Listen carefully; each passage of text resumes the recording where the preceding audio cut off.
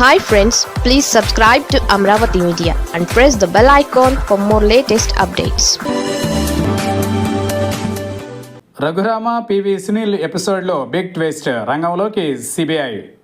Retired DG మాజీ IPS PV Sunil కుమార్కు AP deputy speaker రఘురామకృష్ణంరాజుకు మధ్య కొన్నేళ్లుగా సాగుతున్న పోరు మరో మలుపు తిరిగింది. గతంలో రఘురామపై నమోదైన 2 కేసులు పెండింగ్లో ఉన్నాయి. వాటిలో సాక్షుల్ని రఘురామ బెదిరించారనే ఆరోపణలు వచ్చాయి. వీటిపై దర్యాప్తు కోరుతూ పివి సునీల్ తాజాగా సిబిఐని ఆశ్రయించారు. ఈ మేరకు సిబిఐ డైరెక్టర్కు ఆయన ఓ లేఖ రాశారు. పెండింగ్లో ఉన్న 2 సిబిఐ కేసులకు సంబంధించి సాక్షులను బెదిరించడం, ఆధారాలను ప్రభావితం చేసే ప్రయత్నాలు, దర్యాప్తునకు ఆటంకం కలిగించేలా రఘురామ పాల్పడుతున్న చర్యలపై అత్యవసర విచారణ చేపట్టాలని కోరుతూ పివి సునీల్ సిబిఐ డైరెక్టర్ను కోరారు. ఆంధ్రజ్యోతి పత్రిక గుంటూరు ఎడిషన్లో వచ్చిన ఓ వార్తను ప్రస్తావిస్తూ, మాదాల శ్రీనివాస్ అనే వ్యక్తి చేసిన ఫిర్యాదులో కనుమూరు రఘురామకృష్ణంరాజు తనను అపహరించేందుకు ప్రయత్నించారని, తన ప్రాణాలకు ముప్పు ఉందని పేర్కొన్నారని లేఖలో వివరించారు.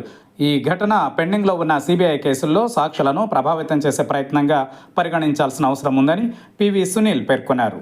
భారతీయ నాగరిక సురక్ష సంహిత సెక్షన్ 35 ప్రకారం సాక్ష్యాలను తారుమారు చేసే అవకాశం లేదా సాక్షులను బెదిరించే పరిస్థితులు ఉన్నప్పుడు చట్ట ప్రకారం అరెస్టు వంటి చర్యలు తీసుకునే అధికారం దర్యాప్తు సంస్థలకు ఉందని సునీల్ కుమార్ గుర్తు చేశారు.